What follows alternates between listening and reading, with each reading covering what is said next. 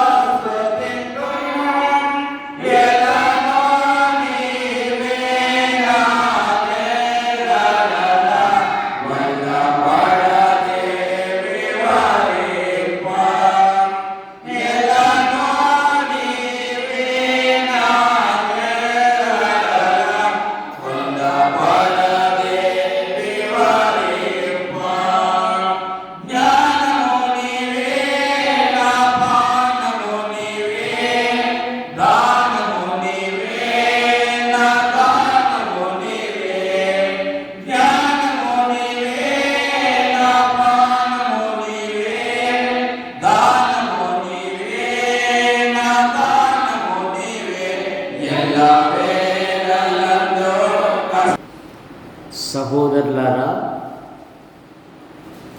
రెండవ రాజుల గ్రంథం 4వ అధ్యాయం.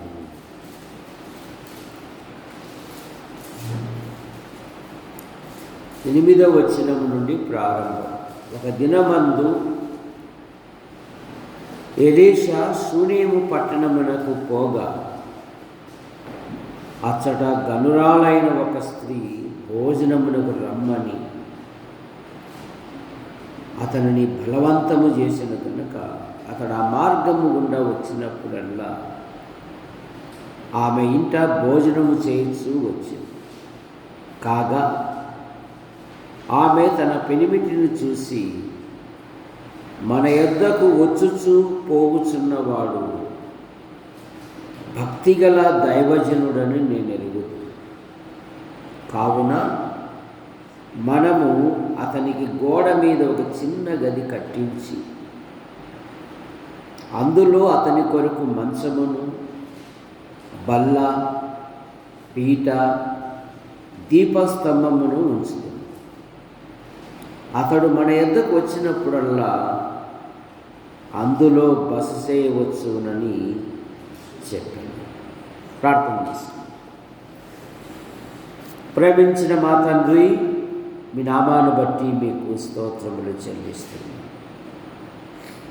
రాకడి దినాలు, అంత్య దినాలు, అపాయకరమైన దినాలలో పగటి కాలమంతా మీరు కాపాడి ఈ రాత్రి బహుమానంగా ఇచ్చారు. మీకు స్తోత్రం. యాడికి క్రైస్తవ కూడిక గృహం చేర్చబడిన ప్రతి కుటుంబాన్ని బట్టి మీకు స్తోత్రం. ప్రతి కుటుంబంలోని వారు ప్రభుత్వ శాఖల్లో, ప్రైవేటు సంస్థల్లో రాత్రింబగళ్ళు విభిన్న రీతిగా డ్యూటీలు చేయొచ్చు. ప్రతి డ్యూటీలో, ప్రతి పనిలో, ప్రతి రాకపోకల యందు మీ కృపాక్షేమాలుంచి మీరు కాపాడుతున్న విధానాన్ని బట్టి కూడా మీకు స్తోత్రం. సంఘ కార్యక్రమాలలో బుధవారము బైబిల్ పట్టనందునక పాటల ద్వారా నిన్ను స్తుతించుటకు, ఘనపరచుటకు, మహిమపరచుటకు మీరిచ్చిన ఈ ధన్యతను బట్టి మీకు స్తోత్రములు చెల్లిస్తాను. మీ పక్షాన్ని నిలబడిన వాడు బలహీనుడు మరుగుపరచు. నాతోనూ మాతోనూ ఎంత శబ్దం ద్వారా ఎందరైతే వింటున్నారో ఆకర్షించమని యేసు ప్రభు నామములో ప్రార్థిస్తున్నాం తండ్రి. ఆమేన్.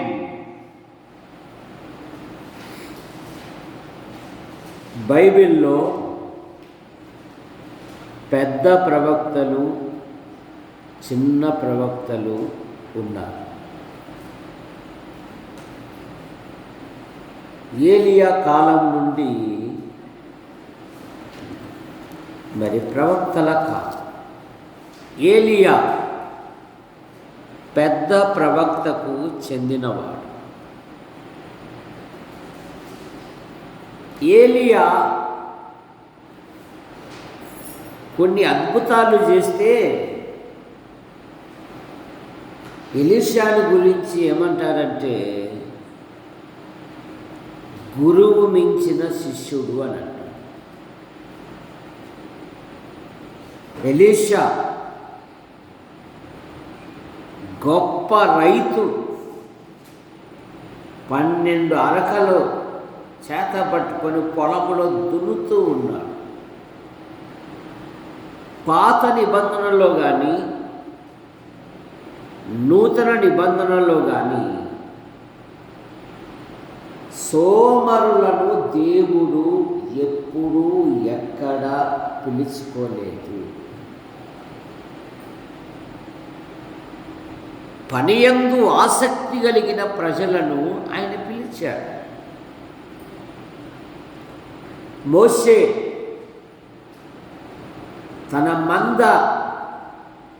తన మామైన మందను మేపుతూ ఉండగా మోషేను దేవుడు పిలిచాడు. మోషే జీవితములో సకల విద్యలు అభ్యసించినవాడు. దావీదు తన తండ్రి అప్పచెప్పిన గొర్రెలను కాయువాడు. పాడి గొర్రెలు వెంబడించుట మానిపించి తన ప్రజలైన ఇశ్రాయేలును, తన స్వాస్థ్యమైన ప్రజలను నడిపించుటకు గొర్రెల దొడ్లలో నుండి దేవుడు అతనిని పిలిపించెను అనే మాట మనం చూస్తాం. సౌలు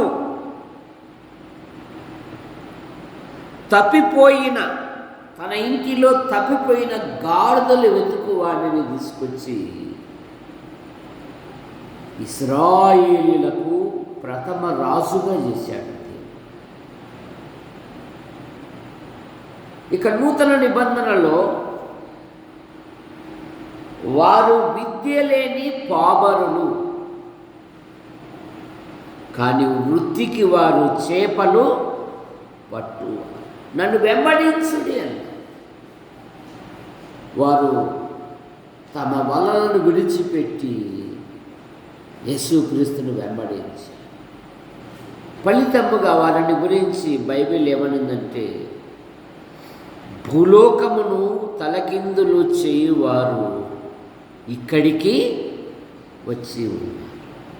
కనుక నూతన నిబంధనలోను పాత నిబంధనలోను దేవుడు సోమరులను ఎప్పుడూ తన పనికి పిలవలేదు, పిలుచుకోడు కూడా. తన పనిలో నిపుణత గల వానిని చూచితివా, వాడు అల్పులైన వారి ఎదుట కాదు, రాజుల ఎదుట నిలుచును. కనుక దేవుడు సోమరులను ఎప్పటికీ పిలుచుకోడు. గుర్తుపెట్టు. పరిశుద్ధాత్మ దేవుడు ఏమని రాస్తున్నాడు? షూనేము పట్టణమునకు పోగా ఎలీషా ఘనురాలైన ఒక స్త్రీ. బైబిల్లో అక్కడక్కడ పేర్లు లేవు. ఉదాహరణగా యోబు భార్య పేరుందా? లేదు. వారు పేర్లు లేనివారే కానీ వారు గొప్పవారు. అందులో ఈమెను గురించి పరిశుద్ధాత్మ దేవుడు ఏమని రాస్తున్నాడు? ఘనురాలైన ఒక స్త్రీ. ఘనత కోరుకుంటే రాదు. సామెతల గ్రంథం ఏం చెప్తుంది? ఘనతకు ముందు వినయముండును. సరే, వినయ స్వభావమే లేదు, మెడవంచని తత్వము. దేవుడు ఏ విధంగా వాడుకుంటాడు నిన్ను? పెద్దలను గౌరవించే తత్వం కూడా లేదు. పెద్దలను ప్రేమతో పలకరించేది కూడా లేదు. ఎలా వాడుకుంటాడు? తిమోతిని గురించి ఏమని రాయబడింది? పౌలు దెర్బేకును లుస్రాకును వచ్చాను. తిమోతి అని ఒక శిష్యుడు ఉండేను. అతడు 2 సంఘాల మధ్య బాధ్యత కలిగిన సహోదరుల మధ్య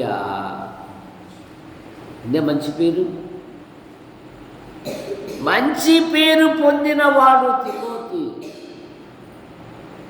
మంచి సాక్ష్యం కలిగిన వాడు తిమోతి.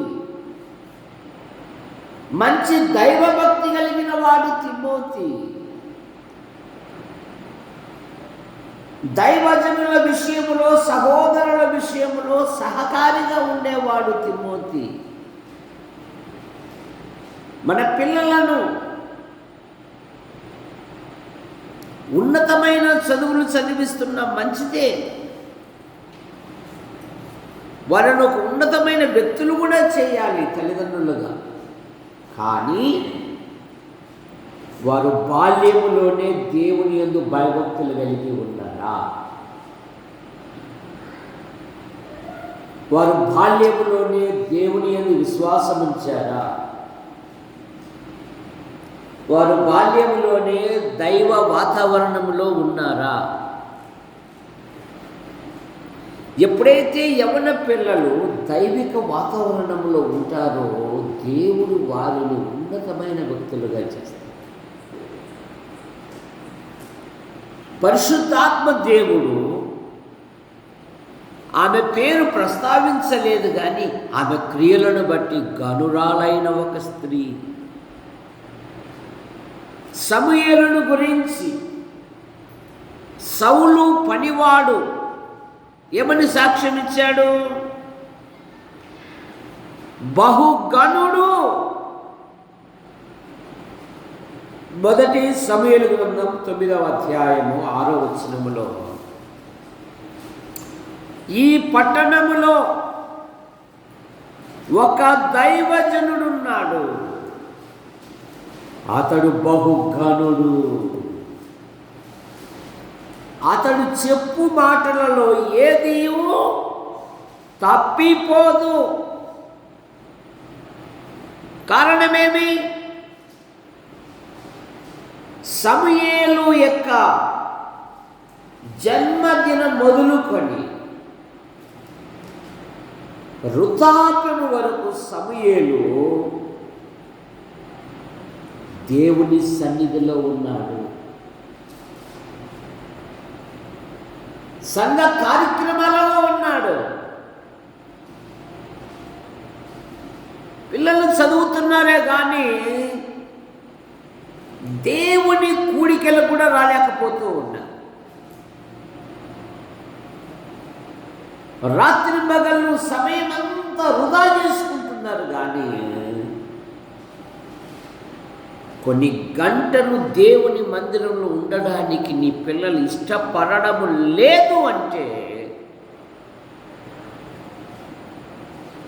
వారు చాలా ఇబ్బందులకు గురి అవుతారు.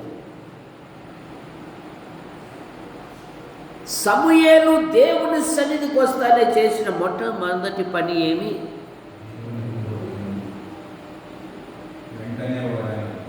వాడు అక్కడనే యెహోవాకు మ్రొక్కెను. తాను బ్రతుకు దినములన్నీ వాడు యెహోవాకు ప్రతిష్ఠితుడు. బాలుడగు సమూయేలు యెహోవా సన్నిధిలో ఉండి ఎదుగుచూ ఉండేను. ఎదుగుదల ఎక్కడెక్కడో కాదు, దేవుని సంఘములో.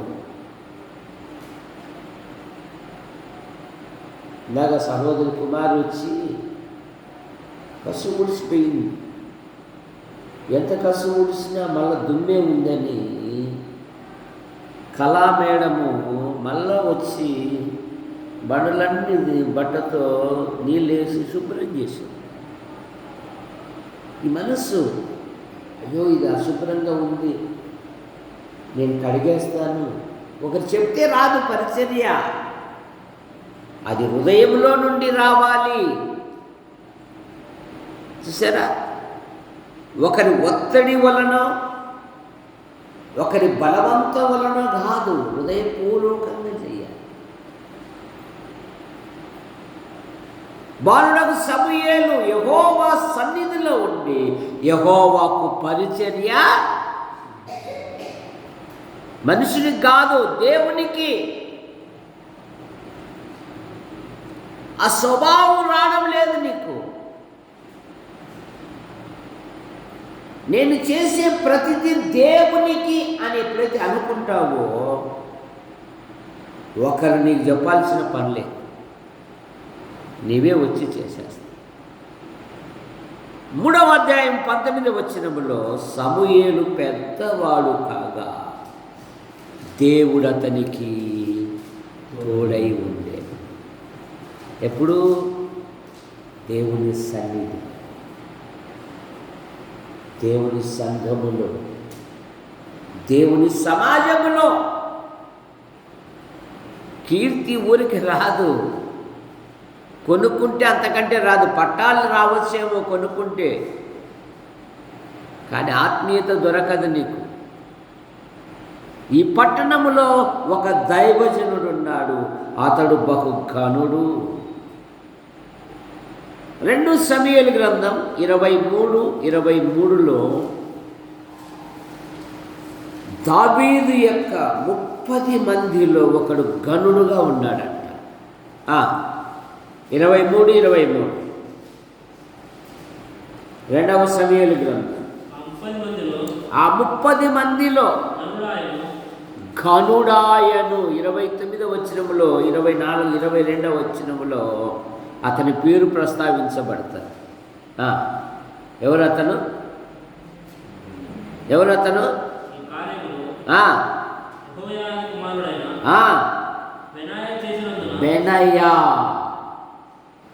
బెనయా దావీదు యొక్క అనుచరులలో 30 మందిలో అతడు ఘనుడు. ఎబేసు తన సహోదరుల కంటే ఘనము పొందినవాడు అనే మాట మనం చూస్తాం.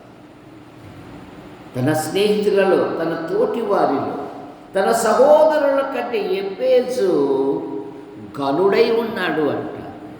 ప్రియ యవనస్తులారా, మీ తోటివారి మధ్య, మీ తోటివారి యొక్క జీవితంలో వారి మధ్య మీరు ఎలా ఉన్నారు? 2వ దినవృత్తాంతములు 4:9 ఎబ్బేజు తన సహోదరుల కంటే ఏమని రాయబడింది? 4:9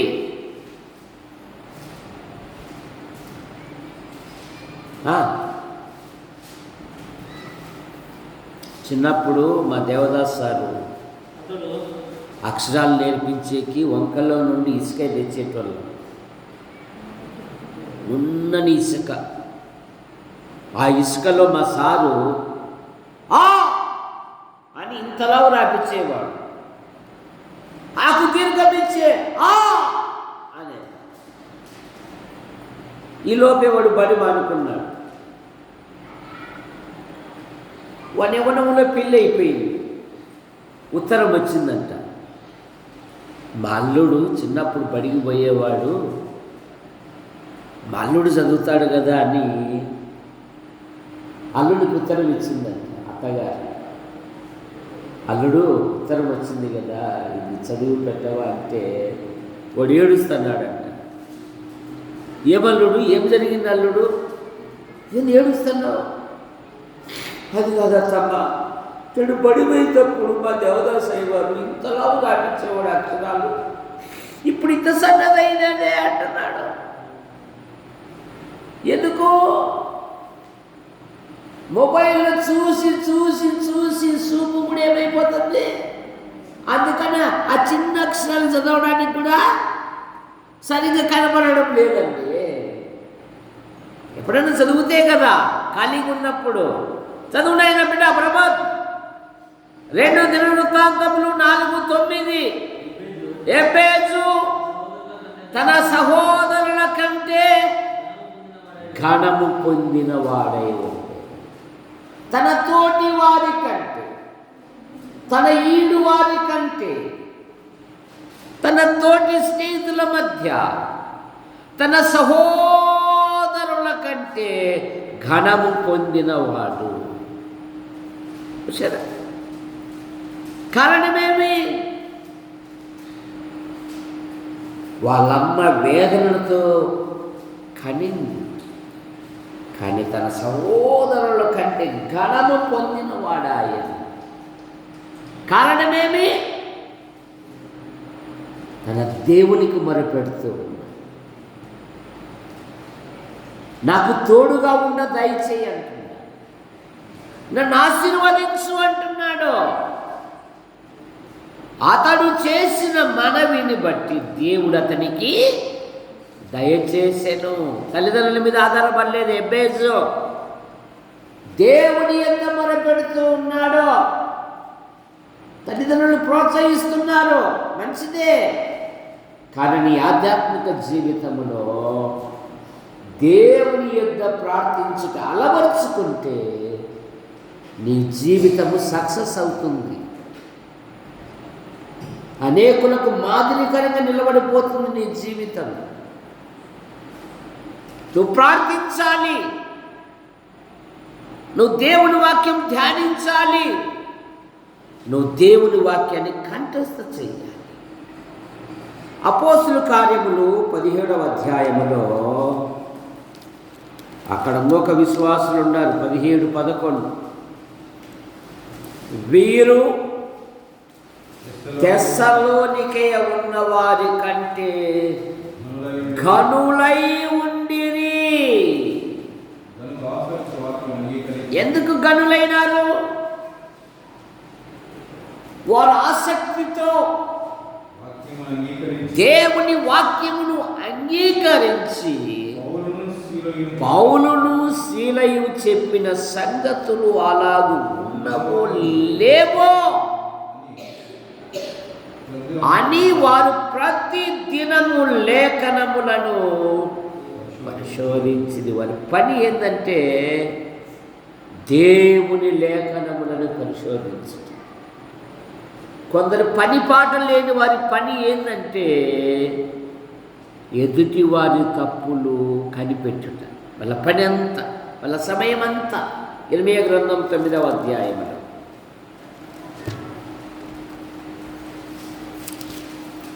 బహుగా ప్రయాసపడుతూ ఉన్నారంట.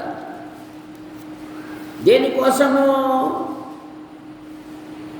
అభ్యాసం చేసుకున్నారంట. 6వ వచనం లేదా 5వ వచనం చివరి భాగంలో, సత్యము పలకక ప్రతి వాడును తనగా పొరుగు వారిని వచించుచు అబద్ధములాడుట తమ నాలుకలను అభ్యాసము చేసుకొని ఉన్నారు. ఎదుటివాని తప్పులు పట్టుటకు ఇదే వాళ్ళ పని. పని ఏం లేదు వాళ్ళకు, వారికి ఏం పని లేదు. పుష్కలంగా తల్లిదండ్రులు ఇస్తున్నారు, పోషిస్తున్నారు కనుక ఎదుటోని తప్పులు. మమ్మీ ఏందా అంతా నువ్వేం ప్రార్థన చేయి, బైబిల్ చదువు, అంత బాగానే చెప్తావు, కానీ ఆ ప్రార్థనకు వచ్చేటోళ్ళు అంత భక్తి పరులా?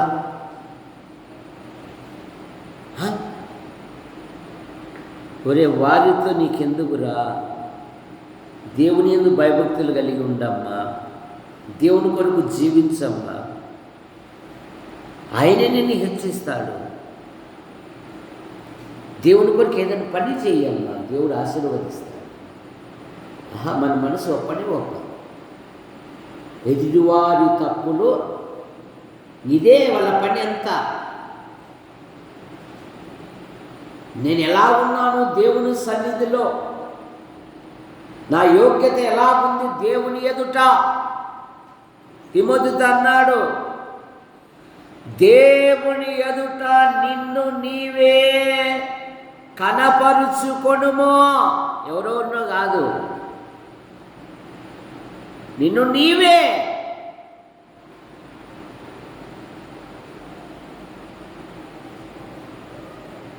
దేవుని ఎదుట నిన్ను నీవే, దేవుని ఎదుట. దానియేలు ఏమన్నాడు? నా దేవుని దృష్టికి. ఈ మాట అనగలమా మనము? చదవడం కాదు, వాళ్ళ యొక్క విషయాలను ధ్యానించడం కాదు. నేను కూడా అట్లా జీవించాలి, నాకు సహాయం దయచేయి. హిందూపురములో నిన్న ఉదయమున నాకు 89లో పరిచయం ఆ కుటుంబం. హిందూపురం పట్టణంలోనే క్రైస్తవులు టీచర్లు దాదాపు 178 మంది ఉన్నారు టీచర్లు.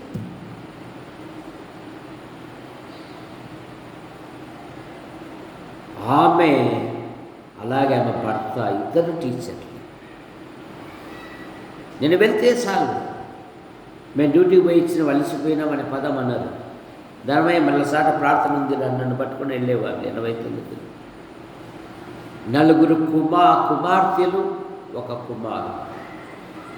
కుమారుడు దేవుని సేవకే సిద్ధం చేశారు. చిలమత్తూరులో నిన్న వందలాది మంది వచ్చారు. ఆమె క్రియలే ఆమెను పొగుడు అనే దాన్ని నిదర్శనం ఈ జన సమూహమే అన్నాను. తమ డ్యూటీలలో ఎక్కడే కానీ ఇసుమంత మచ్చ కూడా తెచ్చుకోలేదు. తమ జీవితము చేసే డ్యూటీలలో ఆయన సంఘస్థులు ఈ కార్యక్రమం అంతా సిద్ధం చేయడానికి నా వల్ల కాదు, మా సంఘమే, మా సంఘంలోని వారే మాకు సహాయం చేశారు అని చెప్పేసి. మనకన్ని భేదాలు, అది వాళ్ళ ఇంటి పని కదా, ఇది దేవుని పని కదా. ఏమేమో భిన్నాభిప్రాయాలు ఎందుకు పనికిరానివి? ఈ ఆధ్యాత్మిక జీవితంలో ఒక పని, ఒక ప్రయత్నం ఏదైనా ఉంటే, సౌలు పనివాడన్నాడు, ఎరా కొద్ది వారి చేతనైనను అనేకుల చేతనైనను దేవుడు జీవిస్తాడు కదా అంటే వాడు అంటాడు, నేను నీకు సహకారిగా ఉన్నాను, నీ మనసులో ఉన్నది నెరవేర్చు అన్నాడు. అది కావాలి. ద్వంద్వ వైఖరి, ఆ స్వభావం ఉండకూడదు. నిన్న వందలాది మంది వచ్చి ఆమెను గురించి చెప్తూ ఉంటే నేను ఒకటే చెప్తాను, సుశీలమ్మ అంకులు, ప్రసాద్ అంకులు వారు దేవుని సేవే కాదు, పడిపోయిన కుటుంబాలను కూడా కట్టేవారు. ఎవరైనా భార్య భర్తల మధ్య సమస్యలు వస్తే వారే వెళ్ళి, భార్య భర్తలు వెళ్ళి కూర్చొని అలా కట్టిన కుటుంబాలు ఎన్నో ఉన్నాయి వారి జీవితాలు. మనం చెప్పుకోవాల్సిన పనులే. సామెతల గ్రంథం 31:31 ఆమె చేతి పనులే ఆమెను పొగుడును. నీకు అప్పగించిన పని హృదయపూర్వకంగా చేయి, దేవుడు ఆశీర్వదిస్తాడు. వీరు తెసలోనికలో ఉన్న వారి కంటే ఘనులై పౌలును శీలయు చెప్పిన సంగతులు అలా ఉన్నవో లేవో అని ప్రతి దినము వారు లేఖనములను పరిశోధించువారు. మన ఆధ్యాత్మిక జీవితంలో మనం ఎలా ఉంటున్నాం? ఘనురాలైన ఒక స్త్రీ, ఎందులో ఘనురాలు? ఈమె ఆతిథ్యం ఇచ్చుటలో ఘనురాలు. మొదటి మాట 2 రాజుల గ్రంథం 4వ అధ్యాయం 8వ వచనం.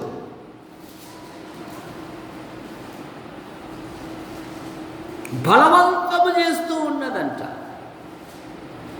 అయ్యా, మీ సేవా విధానం మేము చూశాం. మీరు ఈ ప్రాంతానికి వచ్చినప్పుడల్లా మా ఇంటిని ఆధారం చేసుకొని ఈ ప్రాంతంలో సేవ చేయండి, సదుపాయాలు ఏర్పాటు చేయటం మా బాధ్యత. బైబిల్ ఏం చెప్తుంది? ఆతిథ్యము చేయ మరువకు, ఎరుగకే కొందరు దేవదూతలకు ఆతిథ్యం ఇచ్చారు. లుదియా కూడా ఇదే కదా, నేను దేవుని యందు విశ్వాసము గల దానినని ఎంచితే నా ఇంట్లో ఉండండి, ఈ ప్రాంతంలో మీరు సేవ చేయండి, మీకు సదుపాయాలు సిద్ధం చేయటం మా బాధ్యత.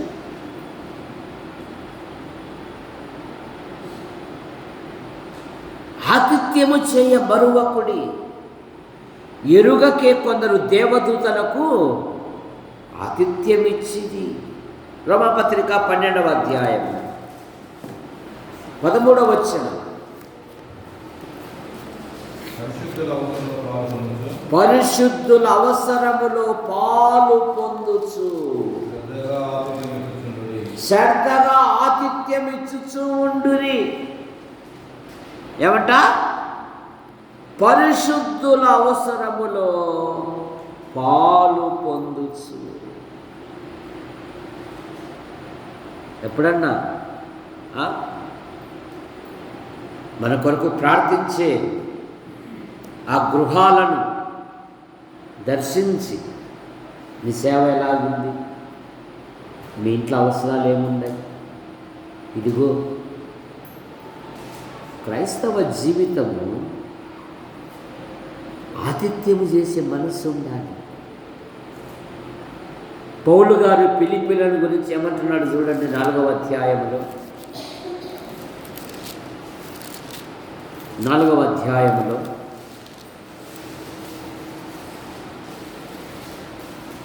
వచనం. ఫిలిప్పీయులారా,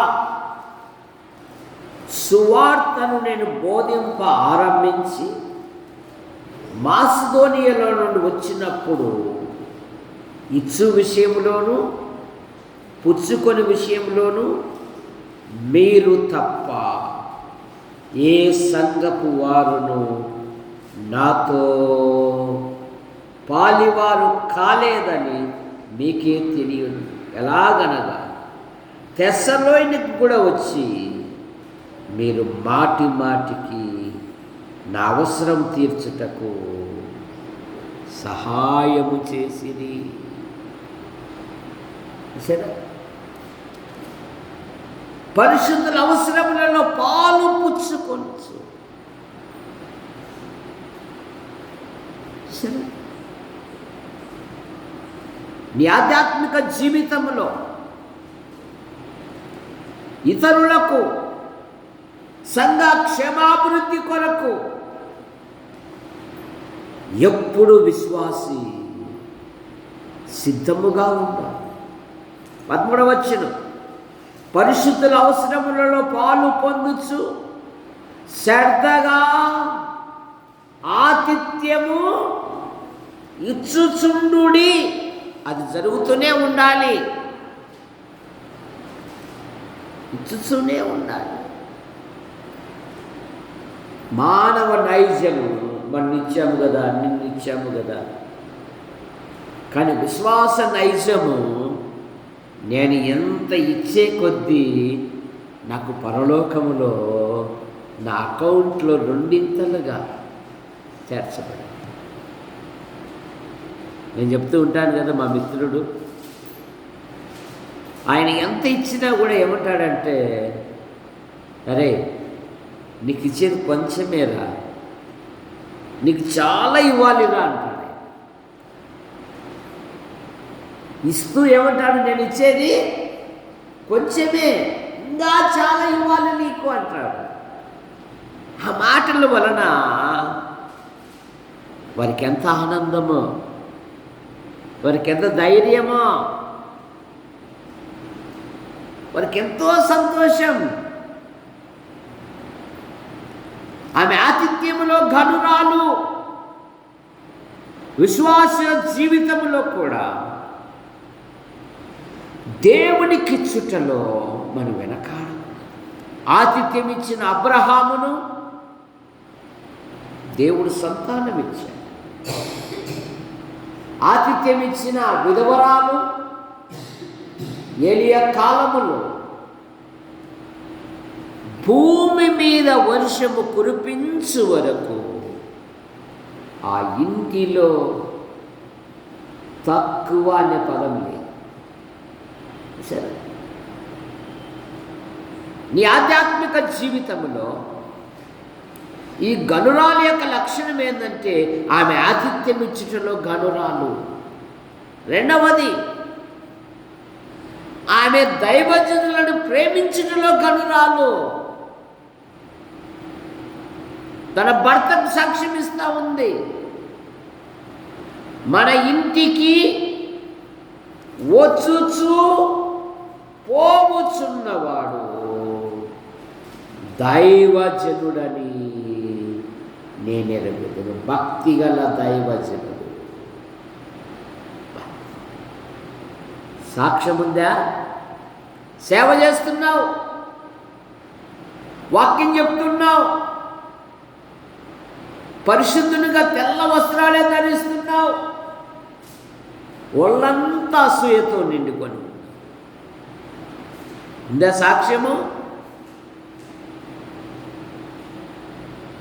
ఆమె తన భర్తతో సాక్ష్యం ఇస్తా ఉంది, మన ఇంటికి వచ్చుచూ పోవుచున్నవాడు భక్తిగల దైవజనుడు. ఉందా సాక్ష్యము? సాక్ష్యము లేకుండానే అనుకోకుండా ఆకస్మికంగా దేవుడు పంపకపోయినా పంపాడనే ఉద్దేశంతో సేవ చేస్తున్నారు కొందరు. ఫలితం లేని సేవ అది. రేపు అగ్ని కాల్చివేస్తుంది పరీక్ష దినములో.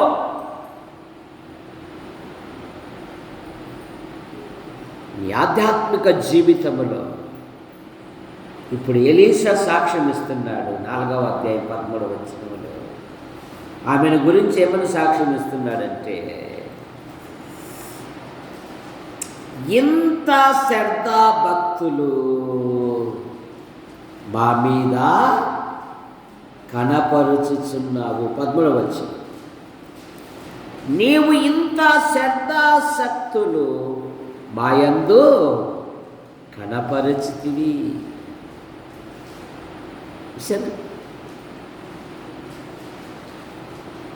భక్తి జీవితం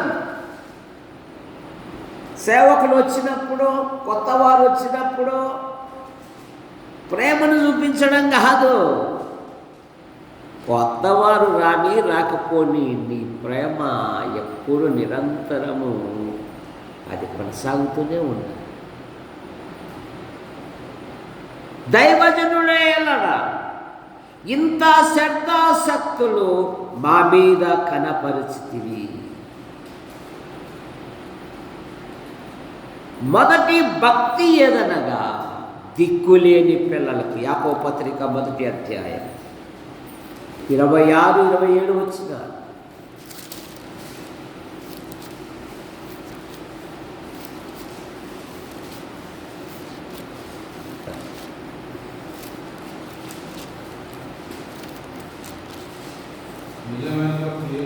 నిజమైన భక్తి ఏదనగా తండ్రి అయిన దేవుని ఎదుట పవిత్రమును నిష్కలంకమైన భక్తి ఏదనగా దిక్కులేని పిల్లలను, విధవరాలను వారి ఇబ్బందులలో పరామర్శించుటయు, ఇహలోక మాలిన్యత తనకు అంటకుండా తన్ను తాను కాపాడుకునుటయే నిజమైన భక్తి. అమ్మాయి, ఇంత శ్రద్ధా భక్తులు కనపరుచుతున్నావు. ఏమైనా సమస్యలు ఉంటే చెప్పు, మేము పరిష్కరిస్తాం. రాజుతో ఏమైనా మాట్లాడమంటావా అని అంటే ఆమెను ఏమని సాక్ష్యం ఇస్తుందో చూడండి. ఏమని సాక్ష్యం ఇస్తుంది? 13వ వచనములో, నేను నా స్వజనులలో కాపురమున్నాను, నేను కూడా దేవుని యందు విశ్వాసం ఉంచిన బిడ్డలతో మధ్య నేనున్నాను అని. దేవుడే కదండి మన పోషకుడు, దేవుడే కదండి మన అవసరాలు తీర్చేది, దేవుడే కదండి ప్రతి అక్కర తీర్చేది, ఆయనే కదండి. ఒక దైవజనుడు అవకాశం ఇచ్చినను నేను నా స్వజనుల మధ్య కాపురమున్నాను. 4వ మాట, దేవుడు అద్భుతముగా వారికి ఒక కుమారుడిచ్చాడు. వాడు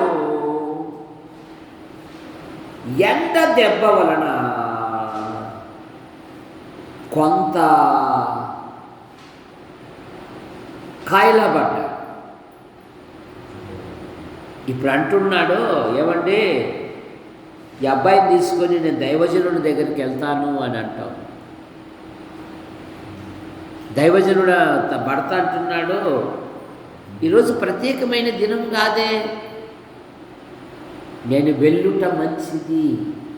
25వ వచనములో 23వ వచనములో, నేడు అమావాస్య కాదే, విశ్రాంతి దినము కాదే, అతని యొద్దకు ఎందుకు వెళ్ళుచున్నావని అనగా, నేను పోవుట మంచిది.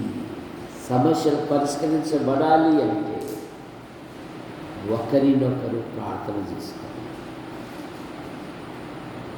సహోదరులు సహోదరులు, ఒకరినొకరు పురికొల్పుకోవాలి,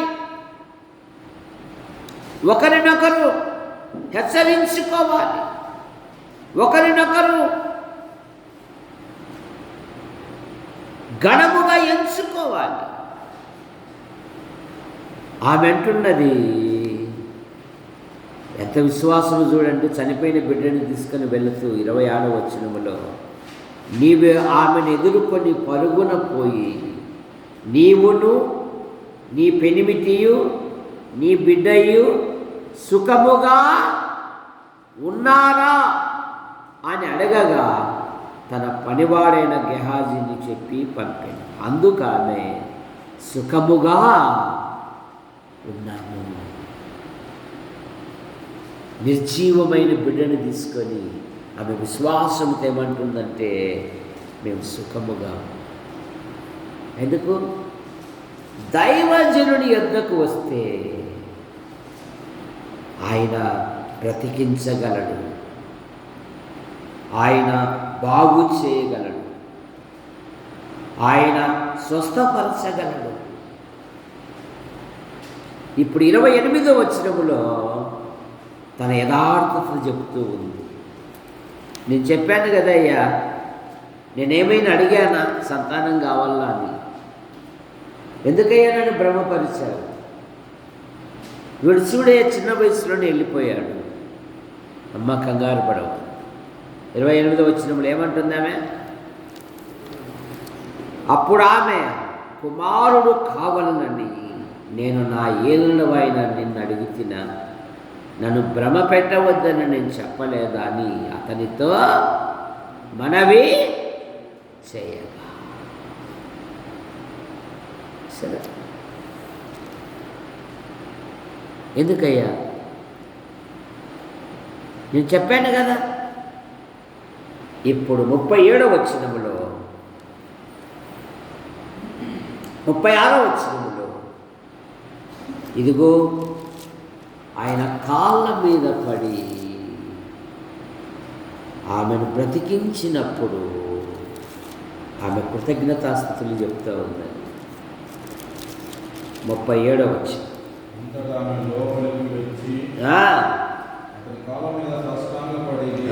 లేచి తన కుమారుని ఎత్తుకొని,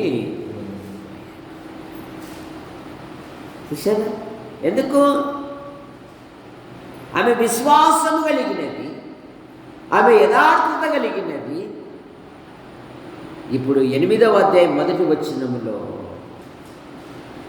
ఎలీషా ఆమెతో ఏమన్నాడంటే, అమ్మా, గొప్ప కరువు రాబోతూ ఉన్నది, నీవు అనువైన చోటు ఉండిపో అంటే ఆమె ఎలీషా మాట విని దూరదేశానికి వెళ్ళి, కరువు కాలములో ఒకడు అన్యాయంగా ఆమె పొలమును ఆమె ఇంటిని ఆక్పై చేసుకున్నారు.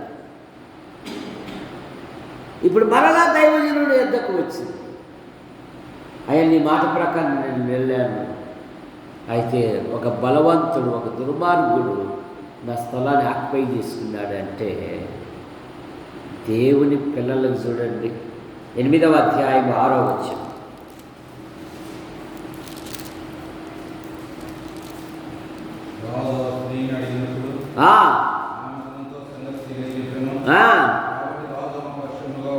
రాజు ఆమె పక్షముగా ఒక అధిపతిని నియమించి ఆమె సొత్తు యావత్తును ఆమె దేశం విడిచినప్పటి నుండి నేటి వరకు భూమి ఫలించిన పంటను యావత్తును ఆమెకు. చూసారా? ఆశ్చర్యకరంగా. ఎందుకంటే ప్రభు కొరకు నువ్వు ఏదైతే త్యాగం చేస్తావో మేలు పొందినవాడు మర్చిపోవచ్చు, కానీ యేసుక్రీస్తు నామములో నువ్వు చేయి చాచావే అది ఆయన మర్చిపోవడానికి అన్యాయస్తుంది. ఎబ్రీ పత్రిక 6వ అధ్యాయం 10వ వచనము, 6:10,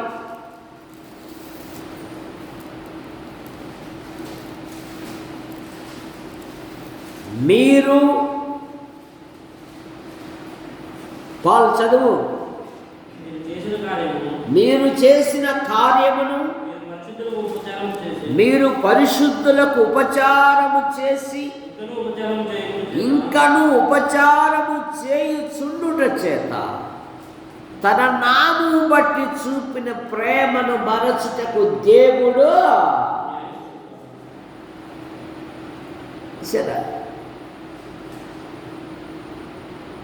ఈమె దైవజనుడి పట్ల ఒక ప్రత్యేకమైన ఇల్లు కట్టించింది.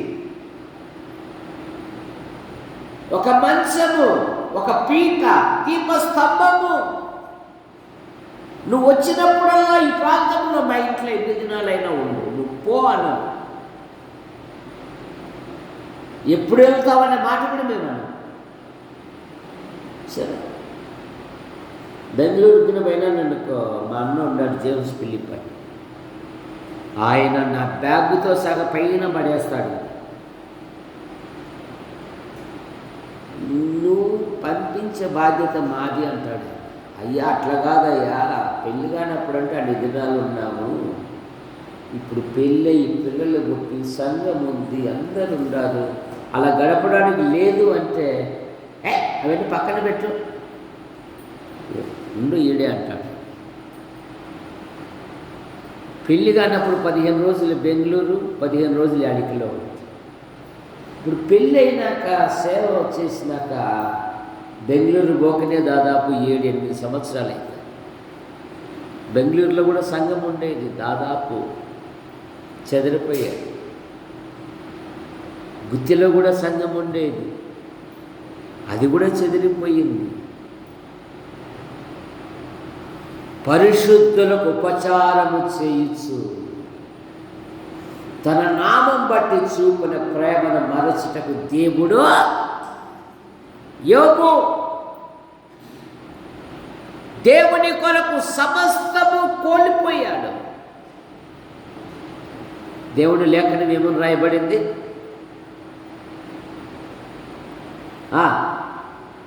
యోబును మొదట ఆశీర్వదించిన దానికంటే 2 అధికముగా ప్రభు కొరకు నీవు నేను ఎంత ఖర్చు పెడతామో అన్నింతలుగా దేవుడు దీవిస్తాడు.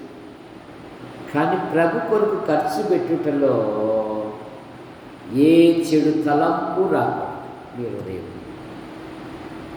నేను ప్రభువుకు సేవ చేస్తున్నాను, నేను ప్రభు పనికి ఇస్తూ ఉన్నాను, నా దేవుడు నన్ను ఆశీర్వదిస్తాడు, దానికి గొప్ప బహుమానము కలుగును అంటుంది బైబిల్. ఎబ్రీ పత్రికలోనే ఎన్నో ధైర్యంతో కూడిన మాటలు ఉన్నాయి. 10వ అధ్యాయము 34వ వచనం, మీరు ఖైదులో ఉన్నవారిని కరుణించి మీకు మరి శ్రేష్టమైనది స్థిరమైనదైన స్వాస్థ్యం ఉన్నదని ఎరిగి మీ ఆస్తిని కోల్పోవుటకు సంతోషముగా ఒప్పుకొంటిరి. కాబట్టి మీ ధైర్యముని విడిచిపెట్టకుడి, దానికి ప్రతిఫలముగా గొప్ప బహుమానము కలుగును. మీరు దేవుని చిత్తం నెరవేర్చిన వారై వాగ్దానము పొందు నిమిత్తము మీకు ఓరిమి చూసారా, ఓరిమి ఓర్పు సహనము ప్రభు కోసం. సునేమురాలు ఎంతైతే కోల్పోయిందో అంతగా దేవుడిచ్చింది. కనుక సునేమురాలు ఘనురాలైన ఒక స్త్రీ. ఎందులో ఘనురాలు? ఆతిథ్యం ఇచ్చుటలో ఘనురాలు, ప్రేమ చూపుటలో ఘనురాలు, భక్తి శ్రద్ధల యందు ఘనురాలు, విశ్వాసములో ఘనురాలు, యథార్థతలో ఘనురాలు, విధేయతలో ఘనురాలు, పొందుకొనుటలో ఘనురాలు. కనుక మన ఆధ్యాత్మిక జీవితంలో ప్రభుకిచ్చుటలో యోబును మొదట ఆశీర్వదించిన దానికంటే మరి అధికముగా దేవుడు దయచేస్తాడు. మరి హృదయపూర్వకంగా ప్రభుకిస్తున్నావా? ప్రార్థన చేస్తాం. మా యేసు ప్రభువా, మీకే స్తుతి స్తోత్రములు చెల్లిస్తూ యాడికి క్రైస్తవ కూడిక గృహం చేర్చబడిన ప్రతి కుటుంబాన్ని బట్టి ముగిస్తుంది. ప్రతి కుటుంబములో ప్రభుత్వ శాఖల్లో, ప్రైవేటు సంస్థల్లో రాత్రింబగలి భిన్న రీతిగా డ్యూటీలలో ఉన్నారు. రాజయ్య బిషప్ డ్యూటీలో ఉంటే క్షేమంగా నడిపించమన్నాడు. అయ్యా, కళాశాల మొదలుకొని నర్సరీ వరకు ఈ కాలం పరీక్షల కాలం. పరీక్షల కొరకు సిద్ధపడుతూ ఉన్నారు. ఆయా విభాగాలను రాసే ప్రతి వారు మంచి ఫలితాలతో పాస్ అవుతుంది. సంఘములో పిల్లలు ఉన్నారు, రక్షించబడిన పిల్లలు ఉన్నారు, ఉన్నతమైన చదువులు చదివిన పిల్లలు ఉన్నారు, వివాహాల కొరకు ఉద్యోగాల కొరకు ఎదురు చూస్తున్న పిల్లలు ఉన్నారు, ఇంకా రక్షణ పొందని పిల్లలు ఉన్నారు. రక్షించబడినట్లుగా మీకు పొందాయించి సంఘము దినదినము క్షమాభివృద్ధి నొందుటకు పొందాయించి మా మండలంలో ఉంటున్న ఆసుపత్రి, MRO, MDO, panchayat, police station, మా యాడికి మండలమును ప్రజలను విడతీయించి మా తాడపతి నియోజకవర్గం ప్రజలను, నాయకులను, నేను అధికారులను విడతీయించి మా అనంతపురం జిల్లా కలెక్టర్ను, కార్యాలయము, నాయకులను, అధికారులను దీవించి మా తెలుగు రాష్ట్రాలను, గవర్నర్లను, ముఖ్యమంత్రులను దీవించి మా భారతదేశం కొరకే మేము ప్రార్థిస్తున్నాం.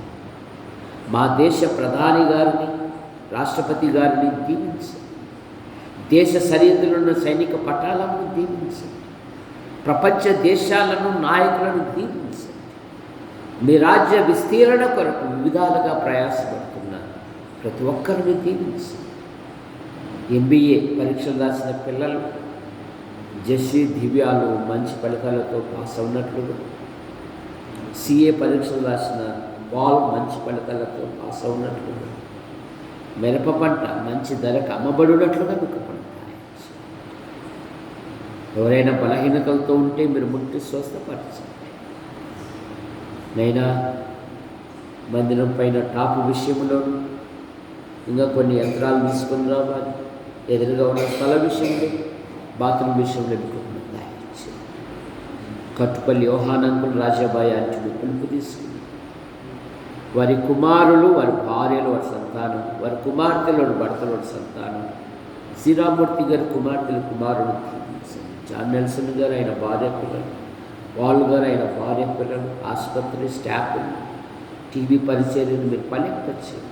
జాన్ నెల్సన్ కుంటున్న ప్రతి బలహీనత మీరు ముట్టి స్వస్థపరచండి. గుంటూరు, నంద్యాల, కర్నూలు, యాడికి, కొండూరుకు, అనచెరువు, చాపరాల సంఘాలను బలపరచండి. యూట్యూబ్ ద్వారా వీక్షిస్తున్న ప్రతి ఒక్కరిని దీవించండి. మా కొరకు ప్రార్థిస్తూ, మా అవసరాలు తీరుస్తూ మమ్మల్ని ప్రోత్సహిస్తున్న ప్రతి వారిని దీవించండి. ఈ సందేశం నీరు కట్టి ఫలింపచేయండి.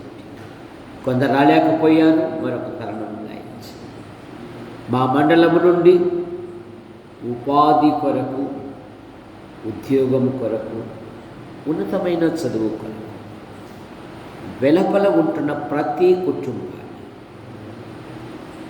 ప్రతి విద్యార్థిని, విద్యార్థి దీవించి మీరెక్కల కింద ఉంచుకొని కాపాడండి. ఎటువంటి బలహీనతల గురి కానివ్వకుండా కాపాడండి. ఎండలు అధికంగా ఉన్నాయి, ఎవరు ఏ విధమైన బలహీనతల గురి కానివ్వకుండా కాపాడండి. పగలు ఎండ దెబ్బ అయినను రాత్రులు ఎండ దెబ్బని తగలదు అన్నారు. దాయిచ్చి సంఘము దినదినము క్షేమాభివృద్ధి చెందుటకు కృపను దాయిచ్చి ఆశీర్వదించి హస్తాలకు అప్పచెప్పుకుంటూ యేసు ప్రభు నామములో ప్రార్థిస్తూ బయలుదేరుతున్నాం తండ్రి. ఆమేన్. అందరికీ వందనాలు.